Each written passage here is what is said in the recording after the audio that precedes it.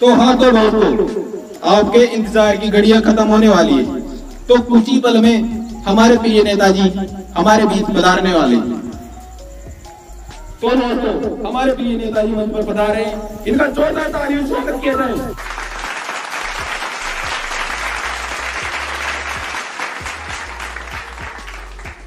तो दोस्तों, नेताजी हमारे बीच आ चुके हैं। मैं इनको दो शब्द बोलने के लिए आग्रह करता हूँ।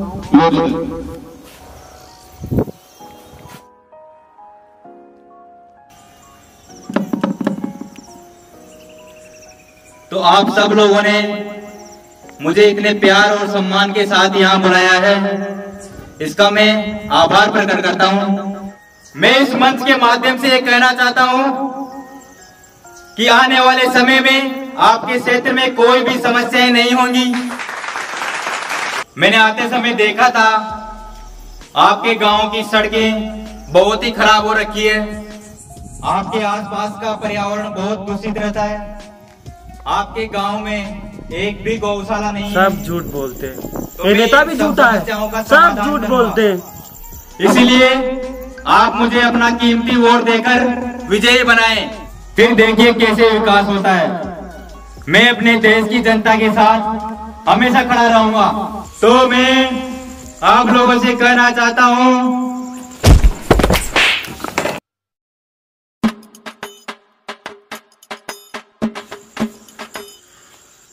तो भाइयों, आपने अभी अभी देखा कि एक युवक ने मंच पर आकर मेरा अपमान किया, मेरे चांटा मारा।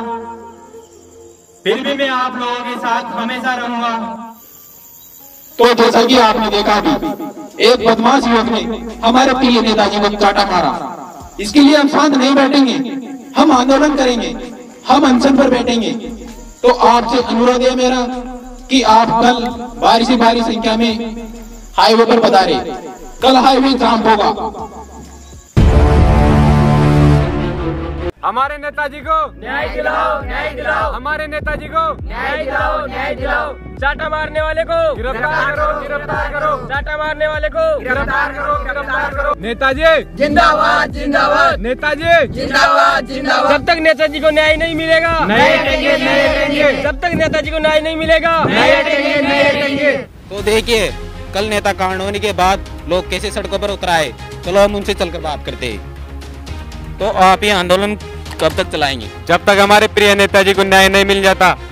तो आप नेताजी का साथ इसलिए दे रहे हैं क्योंकि चुनाव के वक्त तो आपको शराब पिलाते हैं। देखिए, आप कैसा भी समझ लीजिए, वो हमारे प्रिय नेताजी हैं। हमारे नेताजी को तब तक इंसाफ नहीं मिल जाता, हमें आंदोलन करते रहेंगे। तो देखिए जनता, ये आंदोलनकारी कैसे भड़क रहे हैं। तो पल पल की खबर जानने के लिए बने रहिए आरजे न्यूज पर। आप पिछली बार तो नेताजी के खिलाफ ही आंदोलन कर रहे थे, तो अब नेताजी के सपोर्ट में कैसे? आप कैसा भी समझ लीजिए, हम हमारे नेताजी को इंसाफ दिला कर रहेंगे। तो किसने मारा आपके नेताजी को? एक पेशेवर अपराधी है जिसके खिलाफ हमने कई बार मुकदमा दर्ज करवाया है, लेकिन कोई हमारी नहीं सुनता। आपके नेताजी की तो ऊपर तक पहुंच है, आखिरकार उसको गिरफ्तार क्यों नहीं करवाया जा रहा?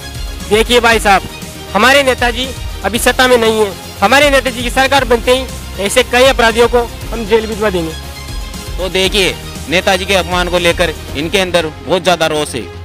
तो देखिए, हमने अपराधी को यहीं पर बुलाया है, वो यहीं से अपनी गिरफ्तारी देंगे। तो आगे देखते रहिए। तो देखिए, अपराधी आ चुका है। अपराधी को जेल में डालो, अपराधी को। आप शांति बनाए रखिए, हम अपराधी से कुछ पूछते हैं। हाँ तो बोलिए, आपने उस एमएलए को चाटा क्यों मारा? मैंने नेताजी को कहाँ चाटा मारा साहब? मैंने तो उस व्यक्ति को चाटा मारा है जो अपने देश को अंधकार में धकेल रहा है। आज एक नेता को चाटा मारने पे लोग रोडों पे उतर आए, वो हजारों बेजुबान जानवर तड़प तड़प के प्राण निकल गए उनके। तब कहाँ थे लोग? जब इंसानों में कोरोना नामक वायरस आया तो पूरे देश में सुनामी छा जाती है, और आज इन बेजुबानों जानवरों पर बात आई तो सब मौन है। आखिर क्यों? किसी इंसान के बच्चे को अगर थोड़ी सी भी चोट आ जाती है तो ये लोग भारी संख्या में इकट्ठे हो जाते हैं, और आज वो बेजुबान जानवर तड़प तड़प के प्राण निकल रहे उनके।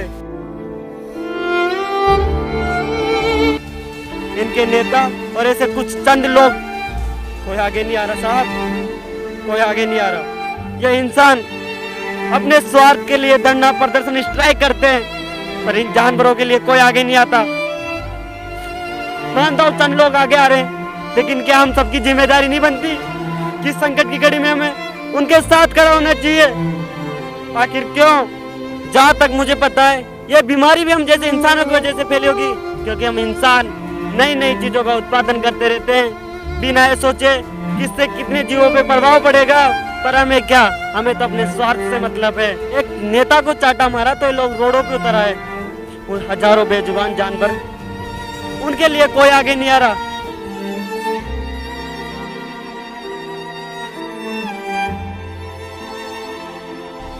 इन लोगों के प्रिय नेताजी जब चुनावों के वक्त बड़े बड़े वादे करते हैं, आपके आसपास का पर्यावरण बहुत दूषित रहता है, आपके गांव में एक भी गौशाला नहीं है, तो मैं इन सब समस्याओं का समाधान करूंगा।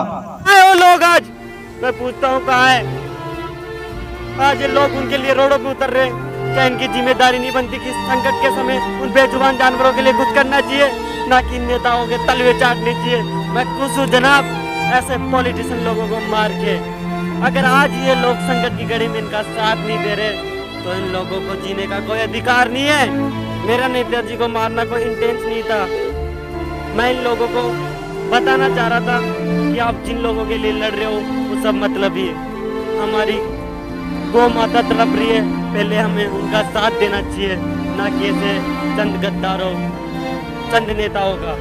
अगर ऐसा ही चलता रहा ना मोदी, तो ये लोग दूध के लिए भी तरसेंगे और ना तो इनका नेता साथ आएगा ना इनका पैसा। किसके लिए लड़ रहे हो तुम? आज हमारी गौ माता है संकट में, ऐसे नेता कोई आगे नहीं आ रहा, इनके लिए धरना प्रदर्शन कर रहे हो? नहीं मेरे भाइयों नहीं, चंद गद्दार नेता कभी कुछ नहीं करने वाले, हमें ही करना होगा।